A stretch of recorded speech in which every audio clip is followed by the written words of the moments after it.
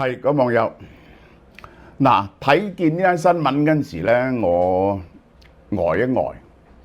呆一呆嘅理由咧就係你估唔到呢個港鐵港鐵仲要用咁多錢，喺香港個赤字咁嚴重，未來10年需要2000億啊！2000億啊！我問你驚唔驚啊？咁然後咧，後來我諗下，遲早都係有咁嘅一日嘅啫。世界上咧，大多數地方咧做地鐵都係蝕本㗎啦。呢個睇下蝕幾多嘅問題。香港地鐵唔蝕本，主要係靠賣樓。啲樓賣唔出，蝕本咯。但係個問題有幾嚴重咧？係嘛？好啦，嗱，啲高嚇，應該賣埋呢幾日賣完㗎啦。因為係咁多底嘅啫，賣完㗎啦，差唔多。你唔快啲手咧就冇㗎啦嚇。呢個蝦米用大煮臘味做嘅蝦米蘿蔔糕88個8，咁就係呢個椰汁年糕64個8咋，好平，大家快啲訂，訂埋呢幾日冇㗎啦，我保證你。港鐵透過傳媒放風，未來10年要投資2000億啊！原來特區政府啲基建仲唔包括港鐵。以前咧就特區政府出錢起嘅啲地鐵，交俾港鐵經營。而家港鐵吞併咗東鐵之後咧，佢係自負盈虧經營㗎嚇。咁於是咧佢要揾錢嚟到起新嘅鐵路，揾新嘅鐵路。咁咧港鐵咧係間上市公司，特區政府揸有75% 股票。佢每年咧賺到錢咧會派息翻去俾呢個香港政府嘅。如果佢冇錢賺咧，香港政府亦都冇錢收。呢個就係。我哋睇下佢真正點樣使多2000億啊！香港仲有地方起高地鐵咩？我真係唔係好知喎。引述地鐵消息人士，港鐵未來需要1600億至2000億應付新鐵路工程，同有原有鐵路嘅保養開支。嗱，呢個好大鑊，起新鐵路，然後咧因為鐵路越嚟越多，亦都 aging， 嗰個保養費越嚟越貴，佢冇拆開兩條線。由於近來土地招標唔理想，影響現金收入，我可以話俾你聽，係1年幾期都係流標，冇人肯去起地鐵上蓋。呢個真係對香港人嚟講真係天崩地裂。地鐵上蓋係最搶手嘅物業。而家諗緊一係發債融資，特區政府仲發唔夠債，最近嗰200億嘅。呢個基建債啊，係唔 fully subscribe， 仲要出售旗下商場，又賣資產啊！大家記唔記得領匯嗰次200億，結果蝕咗1000億啊？當然今次唔係啦。地鐵未來要起多幾多嘢咧？我哋睇下古洞、洪水橋、屯門南線、小蠔灣站估計未來10年要2000億。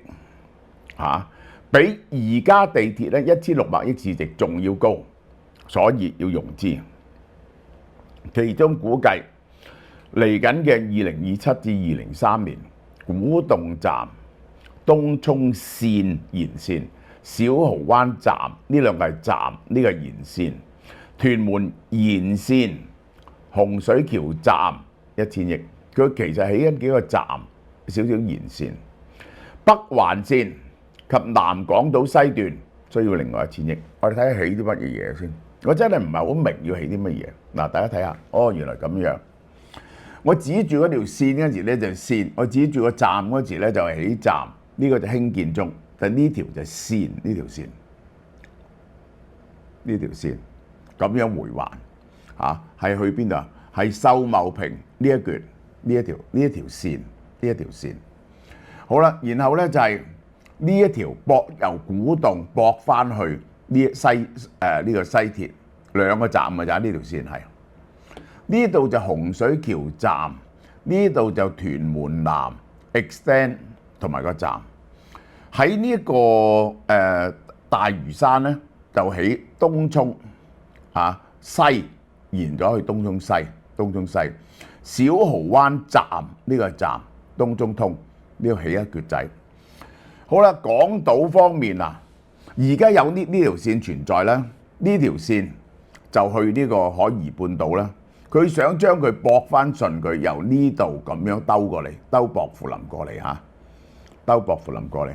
呢度起呢個添馬艦起站，維園起站，呢個就係啊，即係我可以講俾你聽咧，呢個咧真正起嘅鐵路呢一條線需唔需要起咧？我係非常之兜伏，因為咧你呢度兜過嚟呢邊咧，有幾多人需要咧？呢個係啊，住喺薄扶林嘅人有幾多人係需要一定要搭地鐵咧？好明顯呢條線咧起少少就幾百億㗎啦，香港咧起2個站啊，呢個咁樣我話俾你聽幾百億，呢條線啊700-800億到啦啊，係香港啲起鐵路咧係永遠破世界紀錄咁貴。嗱，起呢啲咁嘅基建咧就有一個 rule 嘅，就係第一條嗰陣時我哋嗰條荃灣線咧就最好賺，越起咧就越唔好賺。點解啊？因為佢 diminishing return。舉個例，大家起咗沙中線啊，你知唔知沙中線起咗1000幾億？結果咧，我俾大家睇一個乘客數目嚇，起咗港島南呢條線，起港島西線，呢啲係好貴嘅線，結果咧個搭嘅人數咧係冇乜增加嘅，係冇乜增加嘅啊！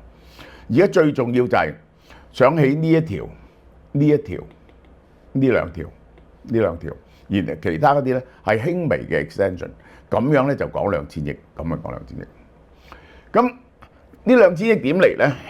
發行30年長期債券，而家個負債比率係30%，提升到60%。總資產3000億度啦，而家30%，提升到60%，發行多1000億嘅債，發行多1000億嘅債。另外就賣庫增加，港鐵2023年喺香港投資物業帳面值970億，咁有個公允市值啊，有30幾項物業，有呢個商場、商廈、停車場，商廈咧就有國金2期嘅部分樓層，大家睇下有啲乜嘢？圓方整個商場好大嘅圓方，佔81%， 45000米嚇。寫字樓39000米，國金寫字樓。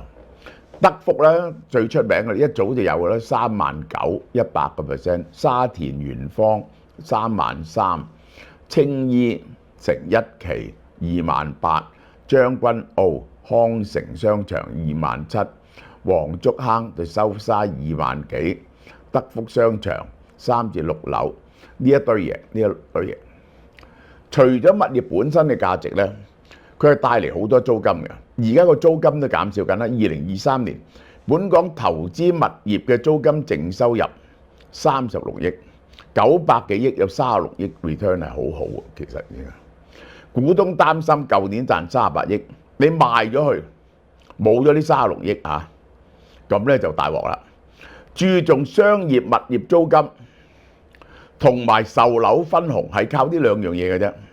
生金蛋嘅商場都賣，長期嚟講，你賣到啲有 quality 嘅物業，當然對間公司嘅前景係不利啦。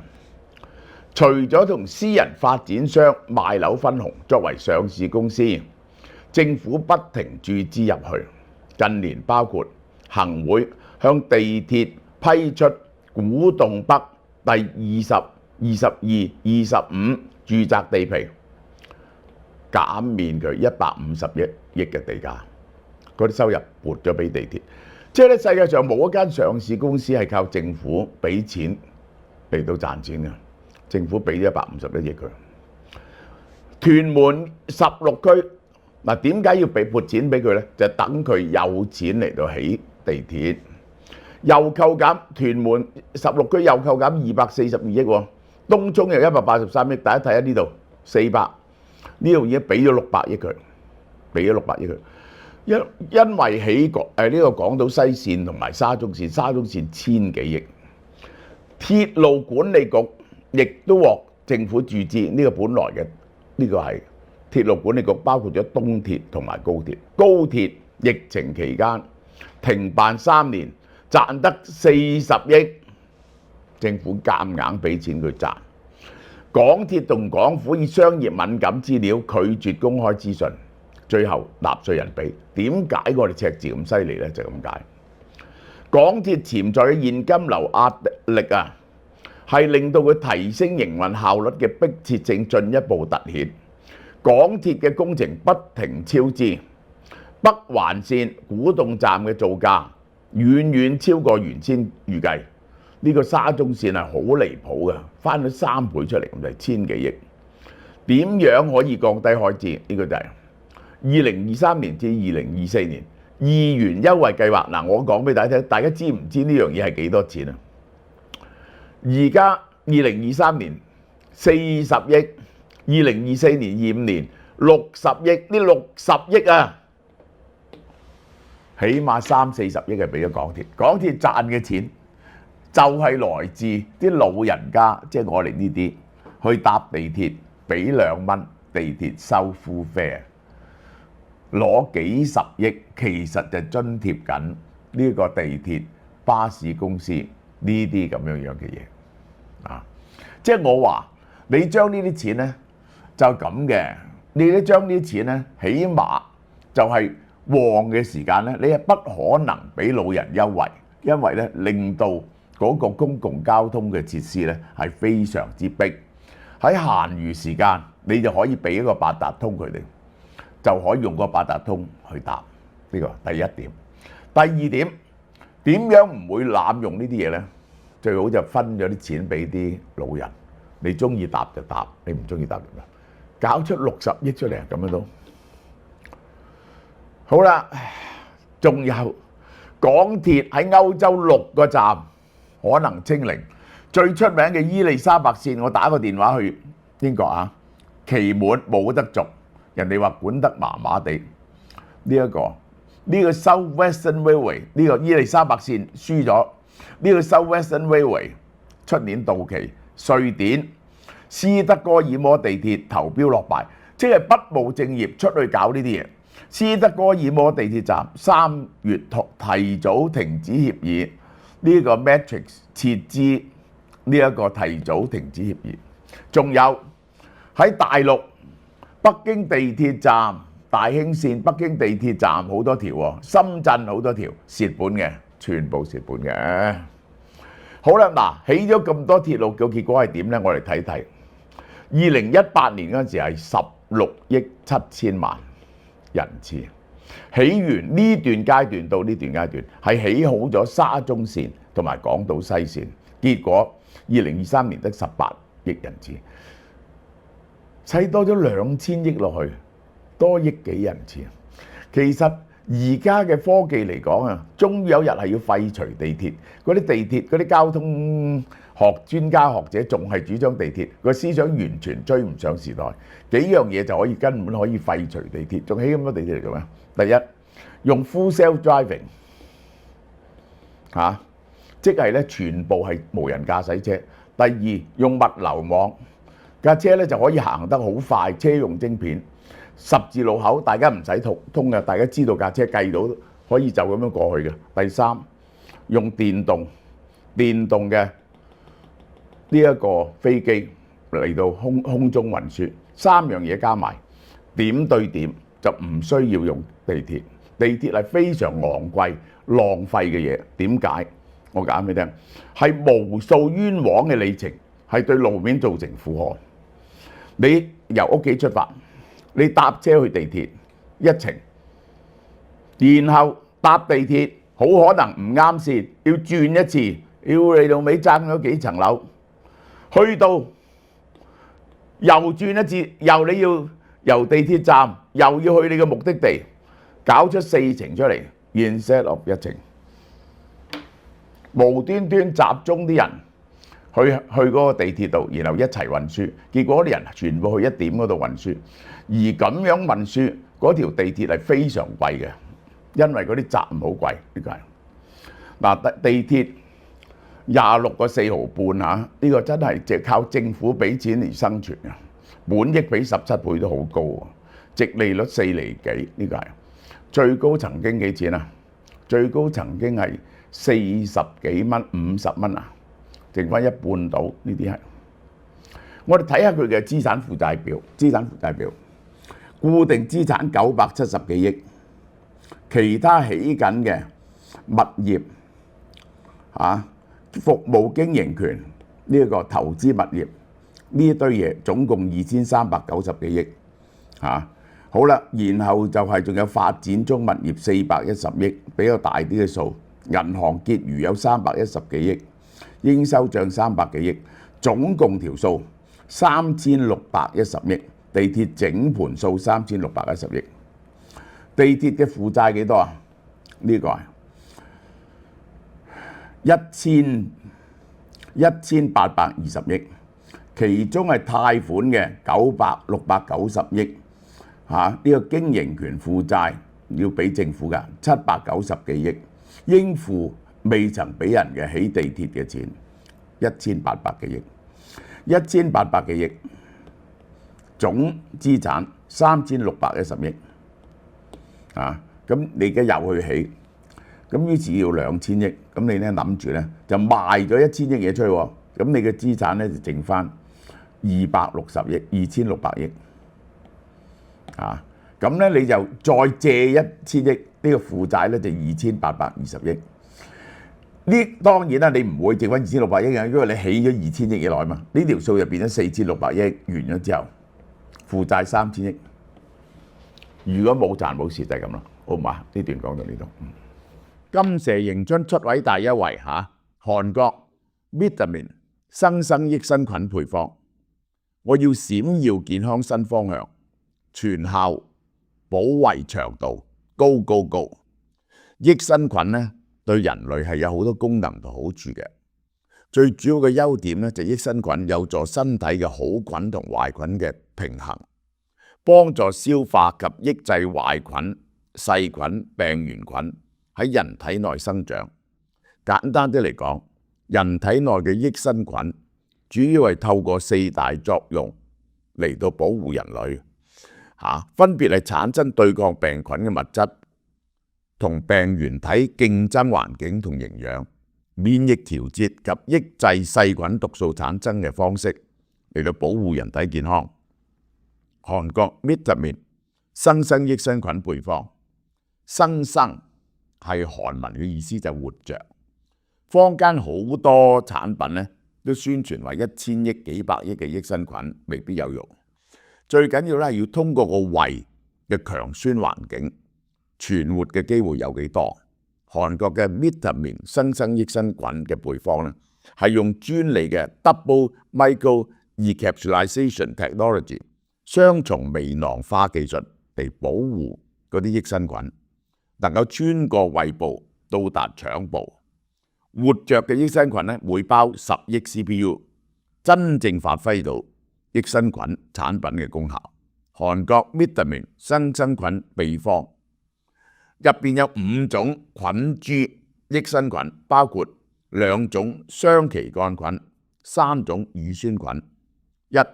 乳雙歧桿菌可以緩解幽門桿菌引起嘅胃部不適，同改善乳糖不耐症，加快消化同排便過程。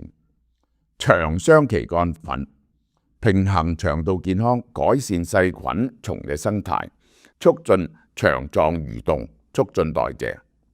植物乳桿菌係解決消化不良嘅最好益生菌。鼠李糖乳桿菌，再嚟個鼠李糖乳桿菌係增強免疫系統，減少呼吸道感染，減少過敏，預防腹瀉，預防舉止等。樹酸乳桿菌調整腸道嘅菌群平衡，抑制腐敗菌嘅增殖。仲加入咗3種益生元，水溶性質嘅膳食纖維，係會被腸道微生物分解利用，係一種促進益生菌生長嘅營養素，協助改善乳道生態，等人體消化道菌叢生態正常化，協助改變腸道生態，等人體消化道菌群生態正常化，並增加有益菌素，幫助改善腸嘅正常消化同運動，減少毒素吸收。韓國 Vitamin 生益生菌配方，每盒有30包，1個月份量，原價198蚊，出位價99蚊。嗱，買嚟送禮自用都啱，優惠期由1月3號到1月28號，網上及門市優惠，售完即止。